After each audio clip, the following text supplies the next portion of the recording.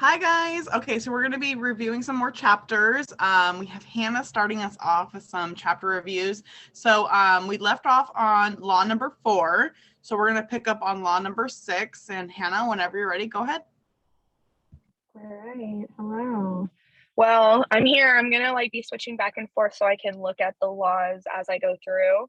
I'm gonna go through the first couple. So if you guys don't see my face the whole time, that's what I'm doing. But let me start off by taking off my seatbelt.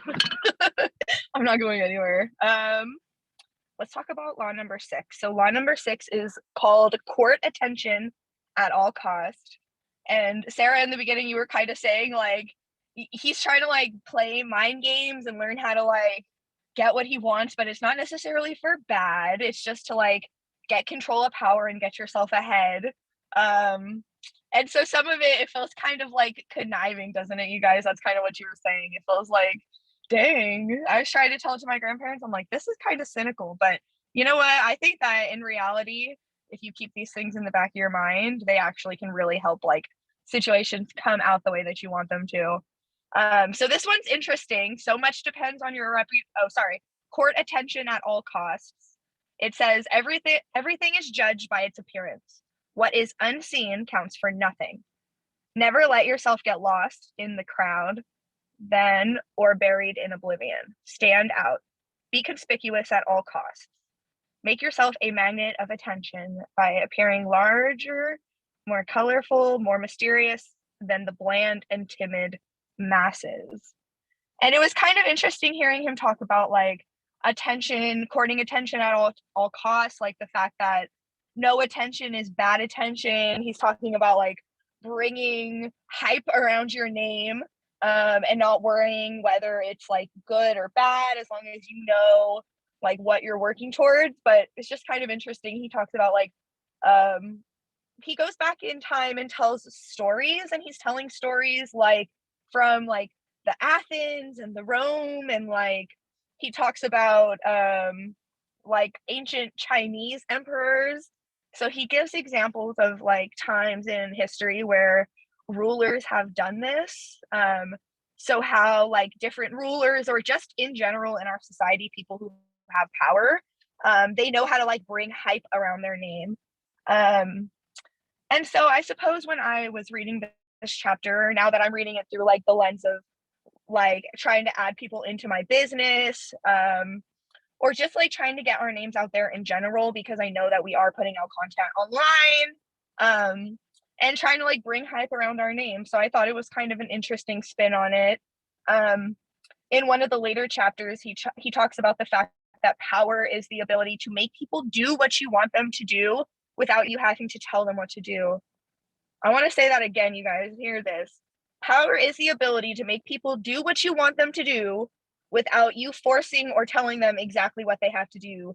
You're trying to make it think that it's their choice. And that can be in any situation. I'm a teacher. So for me, it's important to have power to make them think that they have choice, or get them to do what I want them to do. Because kids, if you go straight up to kids and you're like, no, do it this way because I said, they're literally going to do the freaking opposite of what we're saying because they're children. So I really feel like a lot of these laws of power pertains to moms too, dads, adults who are trying to make little humans do what they want them to do. You're trying to lead your army of your small family or whoever. So yeah, you can read more. He has amazing stories, and I can't remember all the stories. Like you said, just listening is really nice. I don't have tons of notes, but I do remember what I was thinking. So I just kind of do this shit on the fly. Anyways, shall we go on to law number 7? If anyone wants to add in as I'm going through these laws, if you feel like you have a feeling or a good example that relates to your life, you can always stop me if you want to. Ashley, anybody. But number 7 is called get others to do the work for you, but always take the credit. So he says, use the wisdom, knowledge, and legwork of other people to further your own cause. Not only will such assistance save you the valuable time and energy, it will give you a godlike aura of efficiency and speed. In the end, your helpers will be forgotten and you will be remembered. Never do yourself what others can do for you. So besides like trying to take over a whole nation with this one, you know what I mean? Like, or getting people to work for you, he gives like serious examples of times where he has had, or not him, but like famous or like well-known rulers, or I don't even know what to call them. But they have used this, you know, to like get other people to do a lot of the legwork. I'm sure if you've ever seen like a movie or a story with like a mob boss, the mob boss is the one doing all of the legwork. He's not doing the heavy lifting, you know, he gets people to do the work for him. But I think it's also important, like, not only if you're like a gangster, you know what I'm saying? Like, just in any organization or anything you're trying to create, it's super important to be able to delegate. Because if you're not delegating tasks to people who could do the legwork, you yourself aren't able to be the best leader that you can be, because you're getting wrapped up like in the small tasks, if that makes sense. That was my kind of takeaway from it. And I even remember going to like a conference for teaching, and they said that as the teacher, as the adult in the room, as the professional in the room, everything that I should be doing is like the heavy thinking, the orchestrating, and any of the kids who can do the smaller tasks for me, anything that they can handle on their own, they should be handling on their own, because you have to build their own like ability to do things on their own. And also like you can't do everything for them, or else if you're doing every little thing, you like cannot see the big picture anymore, if that makes sense. Like if you're the one who's supposed to be the leader and supposed to be making sure everything's running smoothly, if you get pulled into like doing all the little small things, you're going to get overwhelmed and you're not going to be able to like, you know, rule so many people, I suppose. Let me see. I'm going to go on. The next one is number 8. Make other people come to you. Use bait if necessary. When you force the other person to act, you are the one in control. It is always better to make your opponent come to you, abandoning his own plans in the process. Lure him in with fabulous games, then attack. You hold the cards. So when I read this law, the person that came to my mind immediately was Daniel G. Because he talks all the time about sales being like this flirty thing where you can't want somebody or force them to come to you, because once they don't feel like it's them coming to you, once it's not what they want or what they think that they want, like you've lost some of the power. Like the power is in the mystery or the give and take, you know. And so he talks about a number of different ways to do this, you know. Like I said, I don't have notes written down for every single one of these, but this is a really cool one. If you go into Law 8 in the book, it talks about different ways that you can like attract or bring people to you who would be valuable for you to work with, or have the same like goals as you or whatever. So I definitely think that one can relate to like your own life, whether you're like in a business trying to partner with people, or like just in general trying to get around people that are going to help you get where you want to get in your life, you know. Let's see. Ooh, law number 9. So I'll do like, can I do 9 and 10 and that's good, Ashley? And then you can go from there. Okay, thank you. All right, cool. Law number 9. So this one is really cool. Win through your actions, never through your arguments.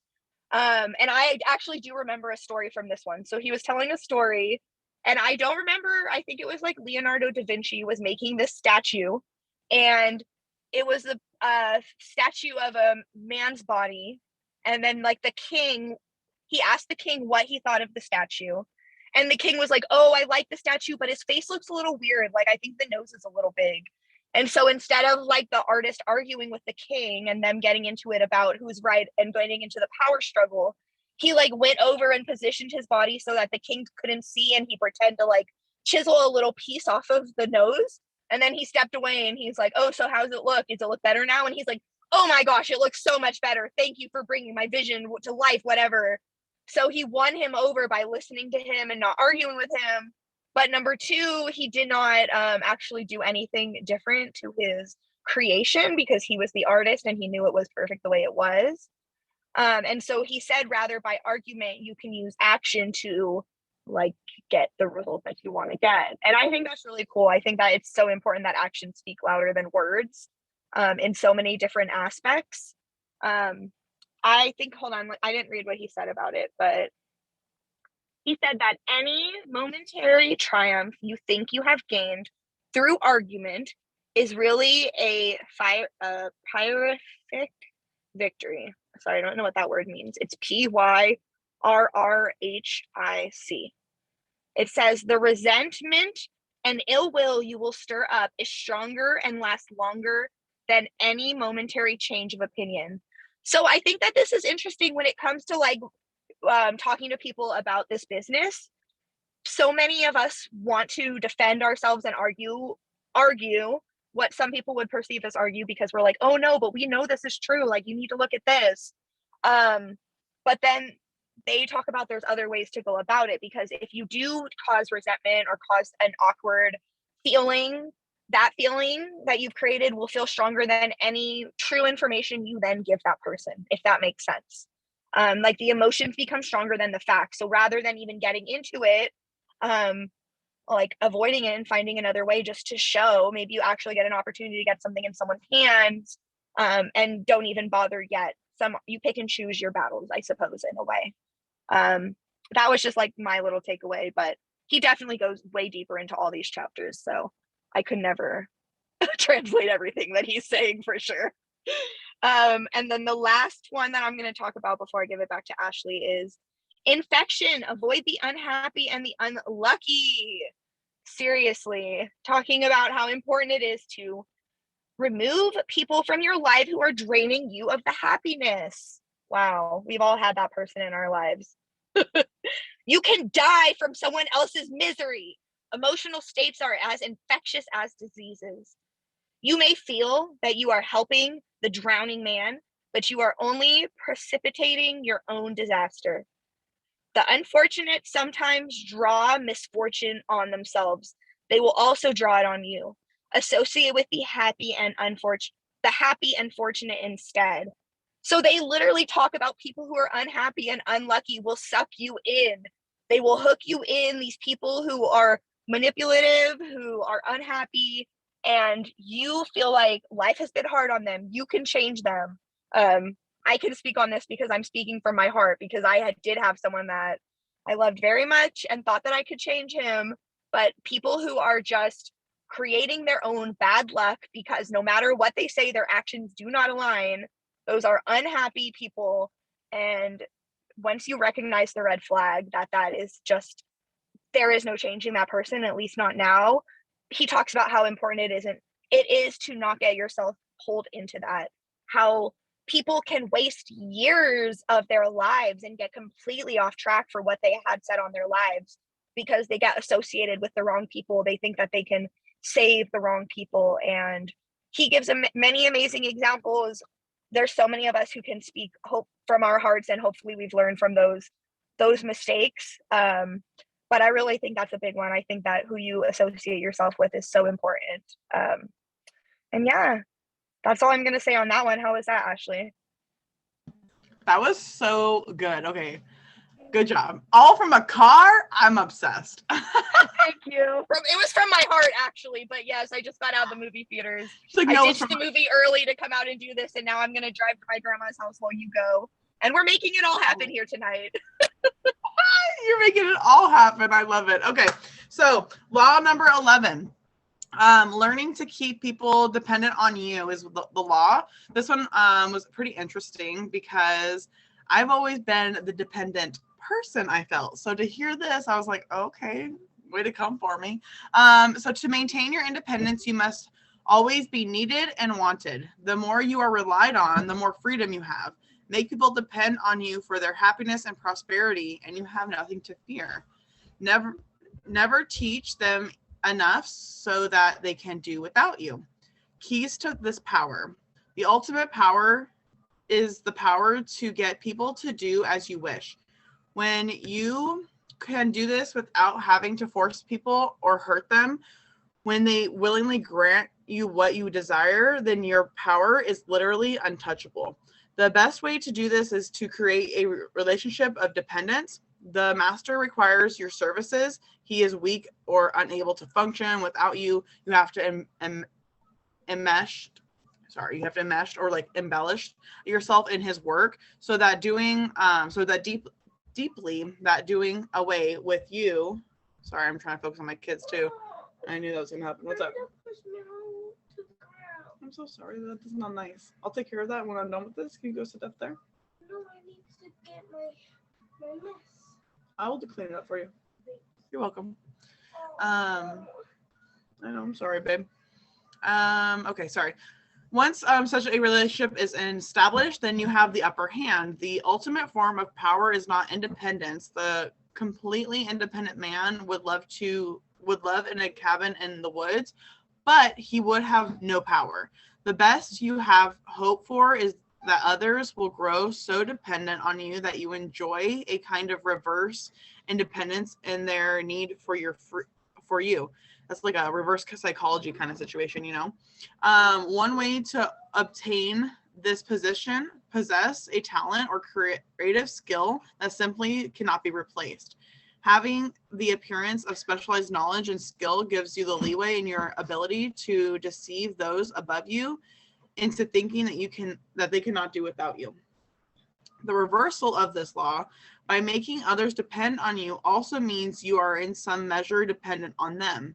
This is what I was trying to say, was how I found that like connection. I felt like I was always dependent on others because I didn't have that like boundary to set, you know, of like, oh wait, I do know this stuff. And also I feel like too, it's like limiting beliefs, because like if you know what you know, like no one's gonna tell you otherwise, right? Like, you know, like certain things happen, like the sky is blue, you know that, like it's gonna be hard for somebody to tell you that it's different. But no interdependence comes without a price. You are forced to isolate yourself. Monopolies often turn inwards and destroy themselves for the internal pressure. Interdependence remains the law. Independence a rare and often fatal exception. That's kind of what I took from that law. Law 12 was use selectively honesty and generosity to disarm your victim. This was like the saying, like killing them with kindness. Once sincere and honest, move will cover over dozens of dishonest ones. Open-hearted gestures and honesty and generosity bring down the guard of even the most suspicious people. Once your selective honesty opens a hole in their armor, you can deceive and manipulate them at will. A timely gift, a Trojan's horse, as you will serve the same purpose. So the keys to this power are an act of kindness, generosity, or honesty is often the most powerful form of distraction because it disarms other people's suspicions. It brings down their walls, their guards, right? Learn to give before you take. Selective honesty is best employed on your first encounter with someone. We are all creatures of habit, and our first impressions last a lot longer. If someone believes you are honest at the first start of your relationship, it often takes a lot to convince somebody otherwise. A single act of honesty is often not enough. What is required is reputation for the honesty, so built on a series of acts. Shh, please. The reversal of this, though, is when you have a history of deceit, no amount of honesty will fool people. In these cases, it's better to play the rogue. So, mend the fence. Law number 13, when acting for help, acting. Oh my gosh, guys, I think I need my glasses. Hold on. When asking for help, appeal to people's self-interest, never to their mercy or gratitude. If you need to turn to an ally for help, do not bother to remind him or your past assistance and good deeds. He will find a way to ignore you. Instead, uncover something in your request or in your alliance with him that will benefit him and emphasize it out of all proportion. He will respond enthusiastically when he sees something that is gained for himself.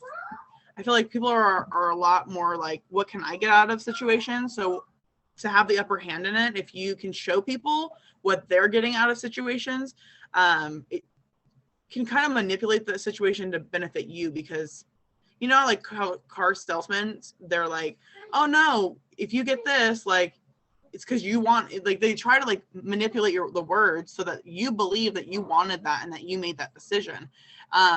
Again, making you feel powerful, but in turn, who kind of got what they wanted? The salesperson, because he's giving you exactly what he was wanting to give you, but making you think like you wanted it.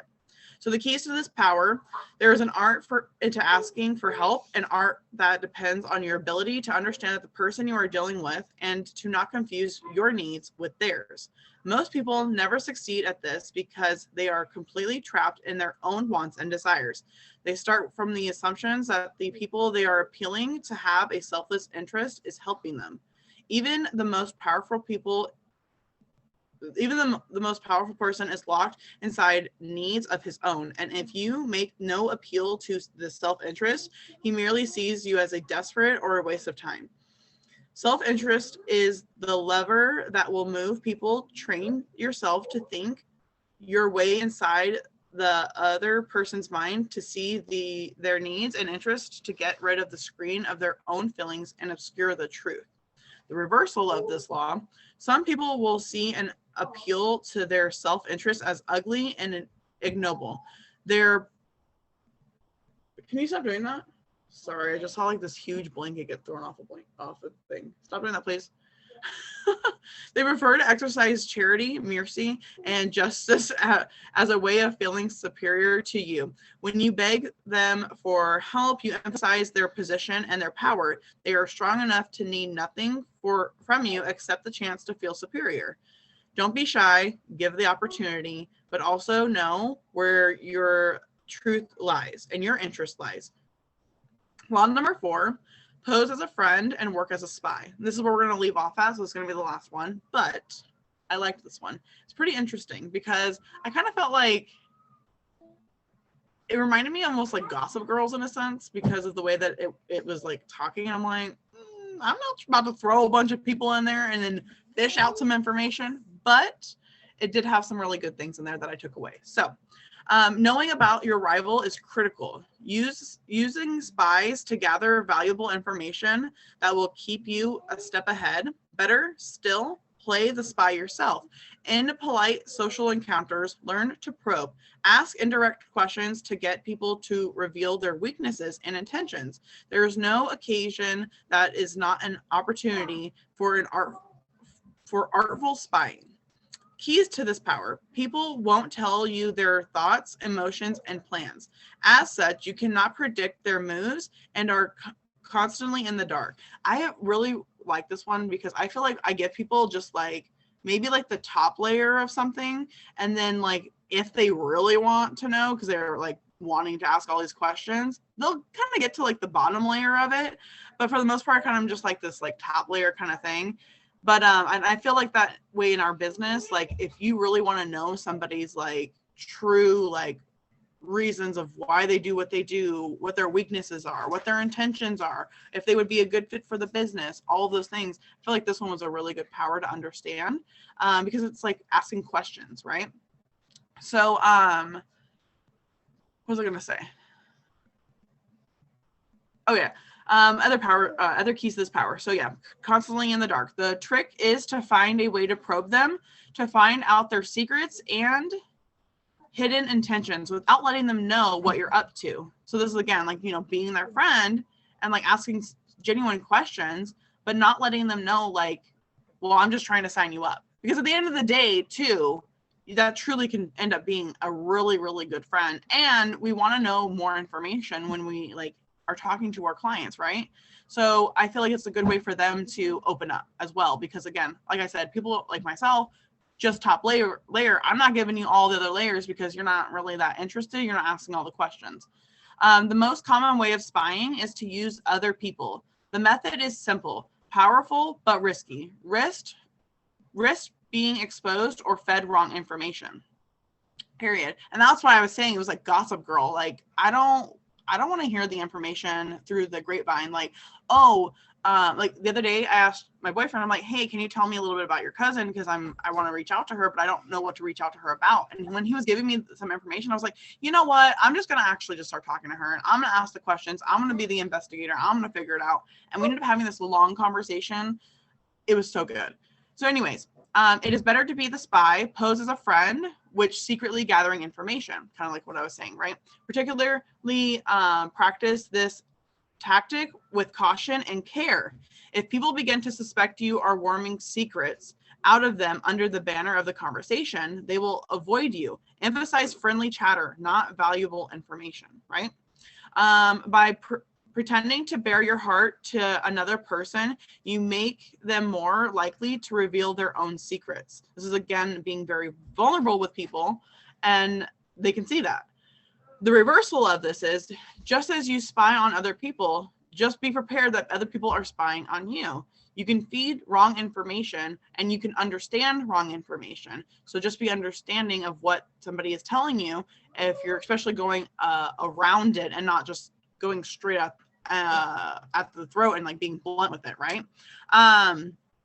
We will continue on with laws 15 and on. I'll check back with everybody on Tuesday to see where everybody is at, but I wanted to say thank you guys so much. And I'm going to open it up at the end just to hear anybody's like questions, comments, all that stuff. But let me stop recording.